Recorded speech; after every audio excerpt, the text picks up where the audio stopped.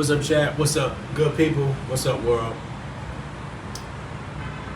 Life is very much like poker. Very much so. I'm in Miami right now. Shout out to Crypto Wendy, yo. I was on the stage earlier for Decentricon Miami. Talk about decentralization of cryptocurrency. Specifically, if you've been paying attention to Sam Bankman-Fried, if you've been paying attention to the FTX stuff, this conference is extremely pertinent to your boggles, to your inquiries, to your curiosity. Once again, shout out to Wendy, yo. I'm also here representing Syscoin. You guys are familiar with my sponsor, Syscoin. And Syscoin is an extremely fascinating piece of technology. These people are weighing in and creating technology to handle Vitalik's trilemma: scalability, decentralization. We also want cheap contracts, but we also want speed. But we also want security. So Syscoin is a technology. If you guys want to build on this technology, go to hotepjesus.com/Syscoin. Or go to hotepjesus.com, hit the Syscoin logo on my homepage. Fill out the form. You can start building with one of the world's best technologies. Once again, I'm in Miami at Decentricon representing Syscoin. Yes, actually I'm not on South Beach, but we are in Miami, but I'm not on South Beach, but we are in Miami.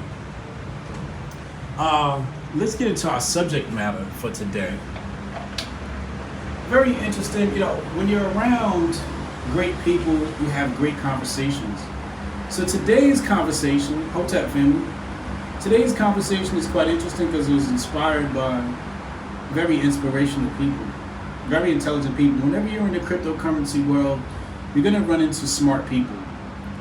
And smart people obviously generate smart conversations. Give me a Hotep in the chat if you can hear me well. Give me a Hotep in the chat if you can hear me well. I know we have a lot of background noise, but hopefully it's not too loud. Give me a Hotep in the chat if you hear me just fine. Okay, wonderful. Good, good, good. Wonderful. Okay, good. So, life is a poker game.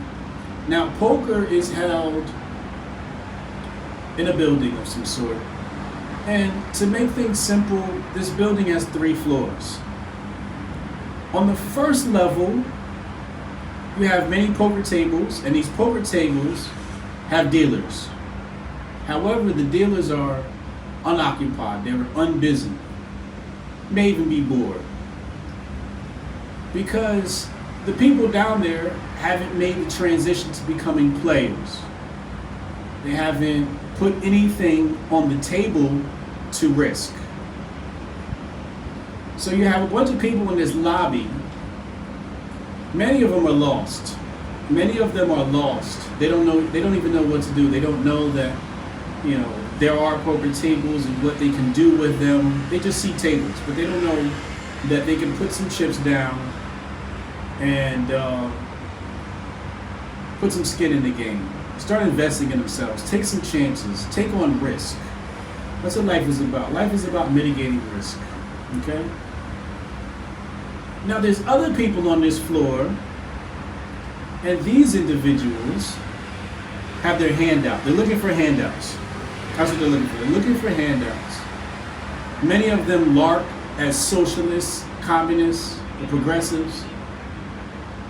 And we're going to talk about some of the people who carry those same talking points, but they're not on the first level. So on the first level, we have poker tables with a bunch of people who don't know they have the potential to be players, or they're hating on the fact that they could become players. They call this, you know, they say it's capitalism. Capitalism is really, what capitalism is the ability for oneself to take some risk on for a chance to have a return to increase the quality of their life. That's what capitalism is. For them, it's some evil thing. For people with common sense, capitalism is an inevitability. Capitalism equates to freedom. What you put in, you should be able to get out. All right? You put nothing in, you should get nothing out. You put something in, you should get something out. That's what capitalism is. So we've covered the first floor, right? The summary of the first floor are tables with no players. Okay, so first floor is table with no players for various reasons why they're not playing the game, but there are tables there are dealers there, and nobody's playing. Let's go to the second floor. On the second floor, now we have tables and people playing at these tables. Okay? Now there are various tables. Now, one of the tables, I would just say, these are where the grifters are sitting at. Right? These are where the entrepreneurs are sitting. These are where the hustlers, the people that are ready to take some risks to reach the next level, to reach the next table. Right? They want to get to the next table, whatever that table may be. You got your high roller tables and you got your regular tables, right? So they want to get to higher level tables. Now there's another table, next level up, and they call this legacy media, okay? And at this table of legacy media is independent media as well. You see people like Tim Pool, Michael Malice, Alex Jones, Joe Rogan, who am I missing? Crypto Wendy Yo. Okay?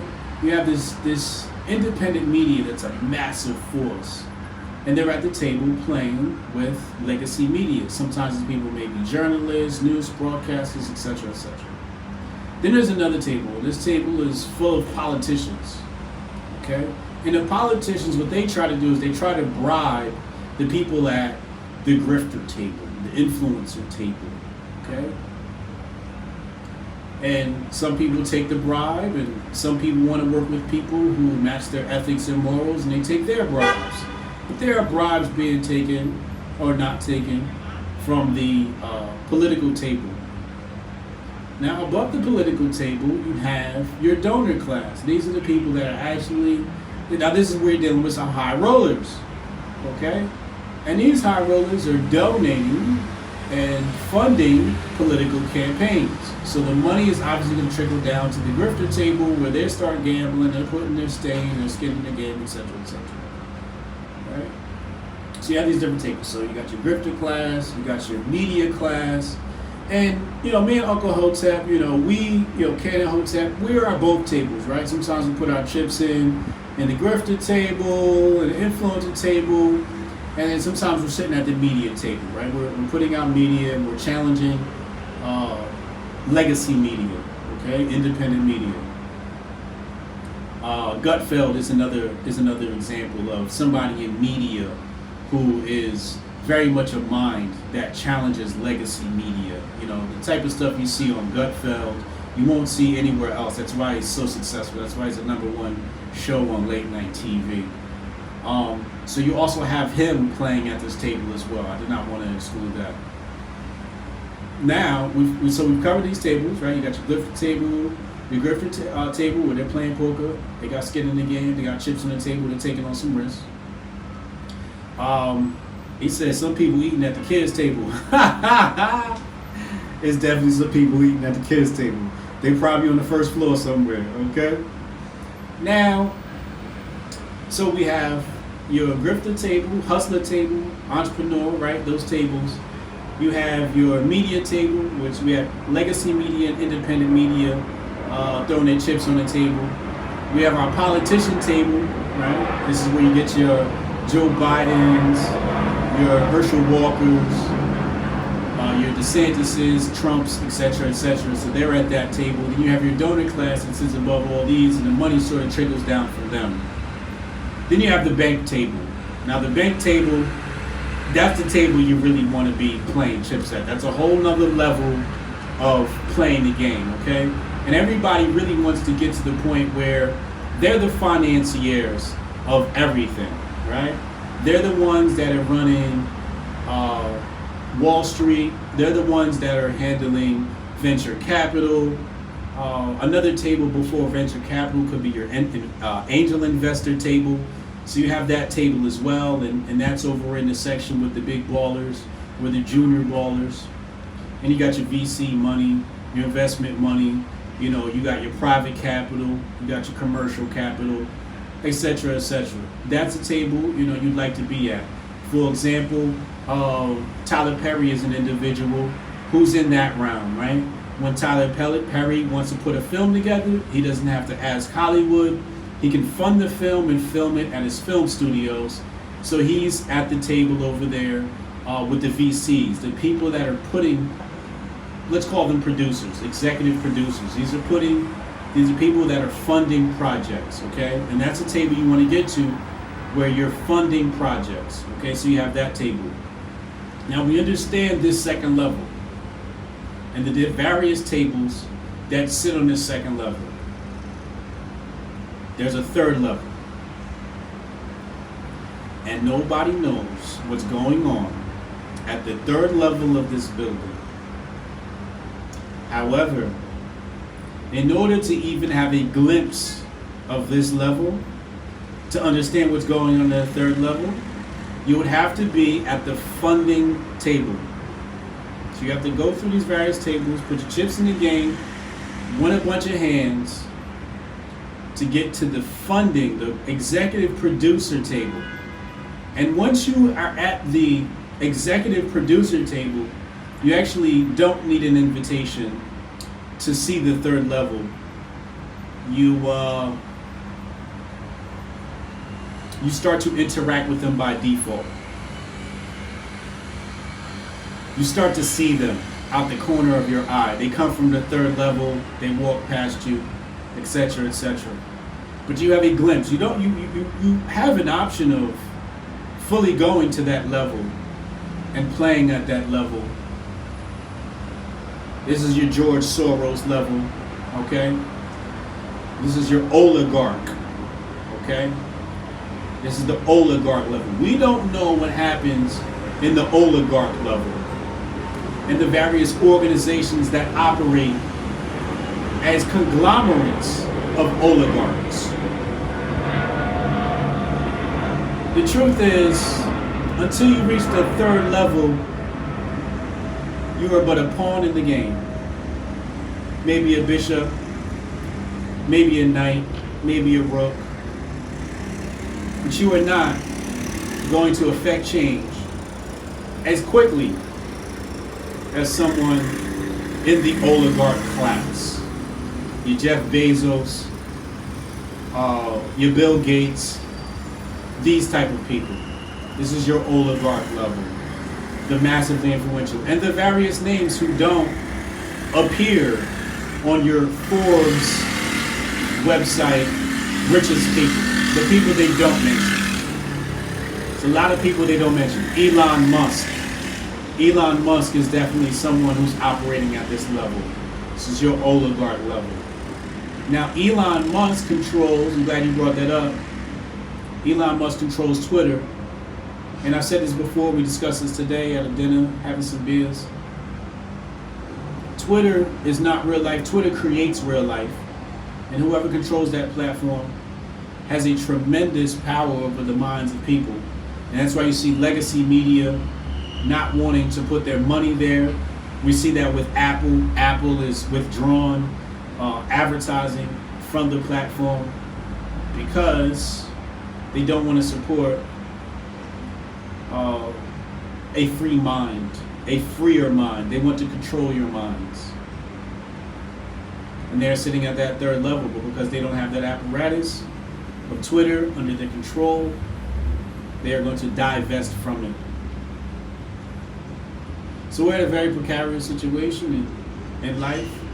And the moral of the story is, don't be like the people at the first floor. Go get you some chips and come to the second floor and start investing. Put your chips on the table and take some risk. Okay? That's what the premise of this is.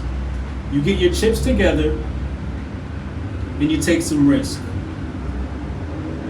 And by doing so, you create freedom for yourself. You cannot have freedom without risk. I'll repeat that again. You cannot have freedom without risk. And anyone who studies slavery knows this. You have to risk being caught. You have to risk some loss You have to risk some loss in order to reach the next level. In fact, you are going to lose, and your losses are your education. You have to lose in this world in order to reach the next level. You're going to take some losses in contracts, in various different relationships throughout life. They could be sexual relationships, personal relationships, business relationships. You're going to lose at some point, and you want to lose, because from those losses come lessons. And these are the things that are really going to create value within you. The last piece you have to remember is a lot of this stuff is based upon virtue, but we want to base this upon selfless virtue. The more selfless the virtue, the faster you manifest what it is that you want to become, or whatever it is that you want to manifest. So I want you to be selfless virtuers. Think about the things that you can do when you create wealth. Don't think about the Lamborghini you could have or the yacht you could have. Think about what it is that you can do to help other people. That's how you want to manifest your wealth, your success. When I reach a certain level of success, what is it I can do to help people? If you think like that, your blessings will come at a 10x speed. Your blessings will come at a 10x speed. Because God is a righteous God. And what she wants to do is she wants to nurture life. And those things that are nurturing life, she will put an emphasis on. And at that point, you'll have somebody, some entity, something behind you that will propel you. And your manifestation will 10x. How do I know this? I know this because I look at where I am in life, and I know that when I did things for self, I did see success, but that success was stripped from me because I was selfish. I thought about what I could do for myself. I blew a lot of money on things for self. But now, with the little bit of success I have, and I appreciate the success I have, but I want to reach the next level, and I don't want to reach the next level for me. I want to reach the next level for you. I want to reach the next level so I can help you. If you're watching this, my virtue is to be in a position to help you. And I truly believe that's why God has blessed me with the great relationships like Joe Rogan, Tim Pool, Alice Jones, Greg Gutfeld, Uncle Hotep, and the rest of the people I have great relationships with. Crypto Wendy Yo, Syscoin. I'm in these situations because God knows I want to do good things for other people. And the end. I hope everyone has a wonderful day. And I want you to take that lesson. I want you to live like this. If you live like this, the world will be a better place. We don't have to go online, and we don't have to talk, and we don't have to complain about whatever problem there is in the world. What we have to do is we have to think like what I just showed you. That is the white pill. That is the red pill. TryMasterFocus.com. We have officially released red pills. A nootropic, 100% all natural, nothing but good things, straight from the earth, backed by science, at TryMasterFocus.com, that help your neurons fire by building dendrites, clearing out your enteric nervous system, which operates independently of the spinal cord and brain. They call it the second brain. And we have the launch sale this week, as you know, TryMasterFocus.com, 50% off. Get grandfathered in our program before the prices go up for a monthly subscription. And but that is the red pill. Be selfless. That is the red pill. If you're looking for the red pill, be selfless, and God will take care of the rest. I'm gonna go get dressed, head back out. Decentricon has a dinner. I will attend with the team, and I hope everyone has a wonderful day. Hotep and Bill.